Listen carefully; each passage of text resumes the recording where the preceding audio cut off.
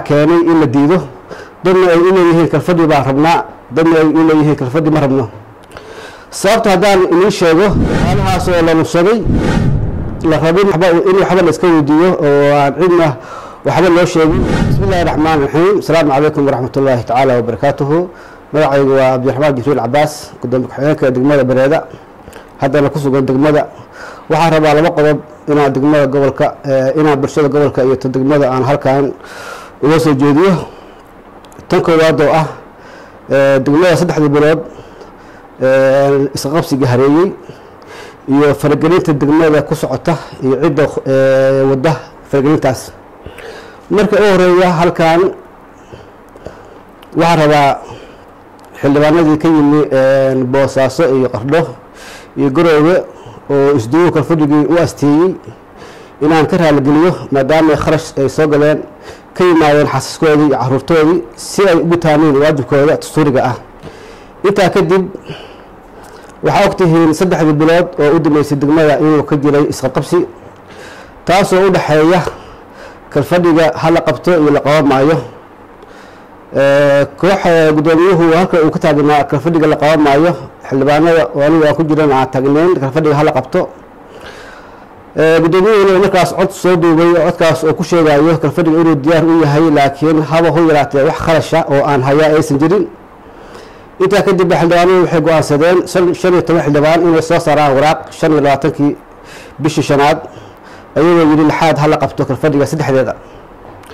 xildhibaanada sharciga u leeyihiin qodobka waxaa siinaya 44 inay xildhibaanada saddex meelood meel ay soo jeedin kadho waraaqdaasoo hadeertaan waxa weye xafiiska degmada taal isduwahana uuna hayo gudoomiyahana degmada gudoomiyaha gobolkuna uu hayo gudoomiyaha degmadana uu hayo wasaaradda arrimaha gudahana ee taal intaas kadib waxaa dhacday inuu gudoomiyaha degmada uu buriyey waraaqdii xildhibaanada uu si waraaq soo saaray oo yidhi toddobaad baa la qabanayaa 27deeda xilli aan munaasib ahayn dadku ay kala xagaa baxeen kadibna waraaq baa soo qoray aan gudoomiyaha ugu sheegayo inuu khilaafay warqadii xildhibaanada tiisuna de aysan shaqaynhayn maadaama xildhibaanadu tooda aysan shaqaynayn intaa kadib isduwaha gobolka alhidaaya ayaa soo dhexgalay isqaqabsigii jiray kadibna wuxuu soo qoray waraaq uu sheegayo 25ka bisha tan hadda ay ku jirto in kalfadhiga la qabto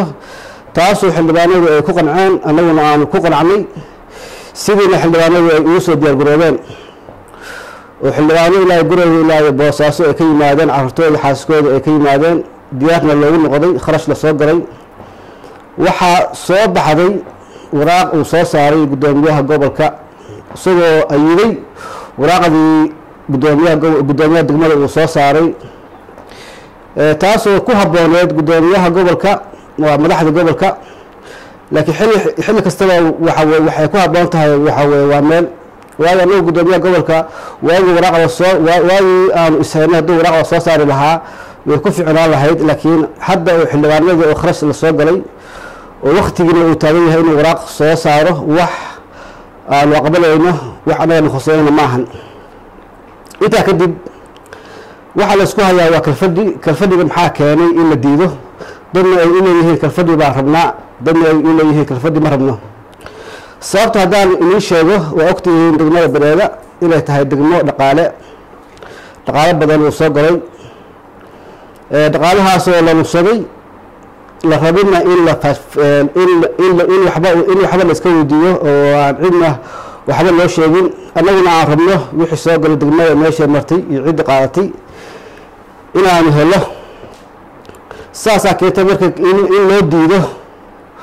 uu u yidhaahdo gudoomiyuhu waxa weye kalfadhiga xilligaa doono baan qabanayaa gudoomiyahana waraaqdiisa sharcigaa ma diidanin laakiin hadduu sharciga isugu burinayo waxay noqonaysaa anagu sharcigii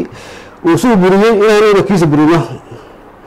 ila gudoomiyuhu waa dalada u sareysa degmada waa sharciga ninka hagaaya sharciga hadduu isagu ku tumanayo kiisuna de wuxuu noqon laha midaan waxba ka jirin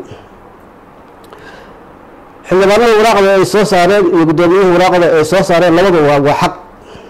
xaq markaa leeyahay qodobka 44 baa siinaya farqadiisa labaad soo jeedinta waxaa iska leh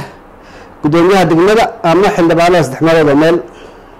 sharciguna siduu u kala horeeyo buu u kala xaqsan yahay xildhibaanada waaqi intaysan soo saarin guddoomiyaha hadduu soo saari lahaa maanta cid wax iska weydiin kardha ma jiro waayo waxa siinaya sharciga laakiin guddoomiyuhu sharciga xildhibaanada buu jebiyey hadduu jebiyona waxay noqonaysaa tiisii aniguna inaan jebino intaa kadib guddoomiyaha gobolka maxaa keenay inuu awal ka aamuso oo hadda waxa weeye uu soo faragashaday saa la socotaan guddoomiyaha gobolka iyo guddoomiyaha degmada xiriir baa ka dhexeeya fara badan taas oo caddayntiisa aanu hayno oo ugu horeyso dhowr mar oo guddoomiyaha gobolku degmada soo fargeliyey isagoo raba inuu guddoomiyaha garab siiyo annagana uu yidhaahdo jooga halkaas caddayn waxaa kuugu filan waraaqda aan hayo dowladda hoose waxaa kaga qoran $5,370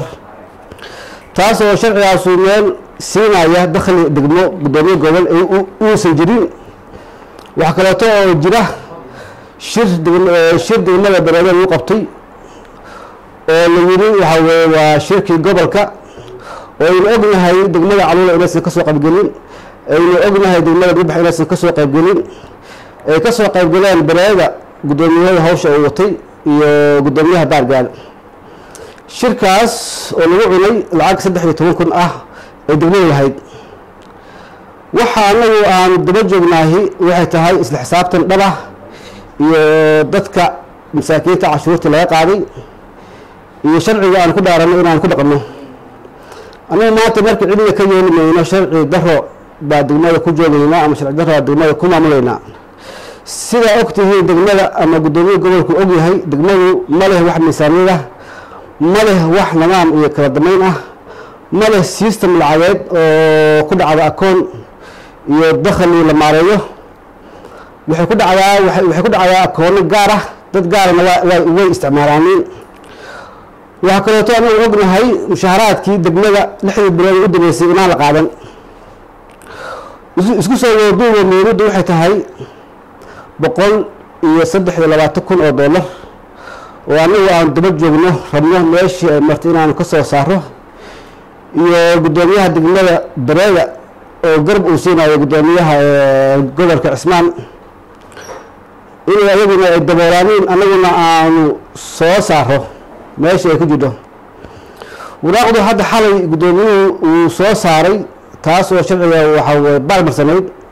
isagoo gobolka ka maqan gudoomiye ku-xigeenkii koowaad uu joogo kii labaad uu joogo isduwey gobolka jawaabiga isagoo gorowa joogo inuu waraaq soo saaro waraaqdaasoo dhinac ah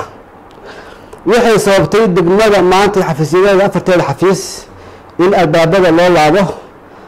amarkaasna anigu aan baxsho in loo laabo albaabada waayo degmadu uma joogno inay noqoto meel musuq uma joogno inay noqoto dad gaara meel u xiran uma joogno waxa weeye inay degmadu sharci darro ku talaabsato waxaan u joognaa sharcigu inuu shaqeeyo kala dameyntuna ay shaqeyso haddii ay shaqeyn weydo kala dameynta iyo sharciguna wax maamul ah oo ka shaqeynaya aysan jirin sidaas laajigeedna waxay keentay maantay degmada 4 xafiis inay qufulan yihiin amarkaasna anigu aan baxshay sidaasna ay u qufulaanayaan waxaa wasaaradda arrimaha gudaha wasiirku ugu horeeyo usoo gudbinayaa falalkaas sharci darrada guddoomiyuhu kula kacay dakhligii degmada isagoo qayb ka ah inuu lumo miisaaniyad la-aan inay noqoto degmadu mushaharaadkii inaysan bixin intaba guddoomiyuhu ka yahay wax ogaal uu ka yahay haddana sidaasna uu ku aamusan yahay dhowr jeerna horena loo dacwooday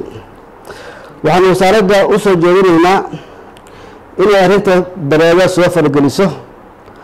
faragelintaasoo ah inay cid u soo didho ama cid u soo xilsaaranto jeer arrinka bareeda meel la saarayo wax cashuuro la qaadi karaa inaysan jirin wax maamul oo ka shaqeynaya inaysan jirin maadaama kalfadhigii la diiday sharcigiina la diiday inuu degmadu ka shaqeeyo wax in la isweydiiyeyna la diiday waxaan kusoo gabagabeynayaa mudane wasiir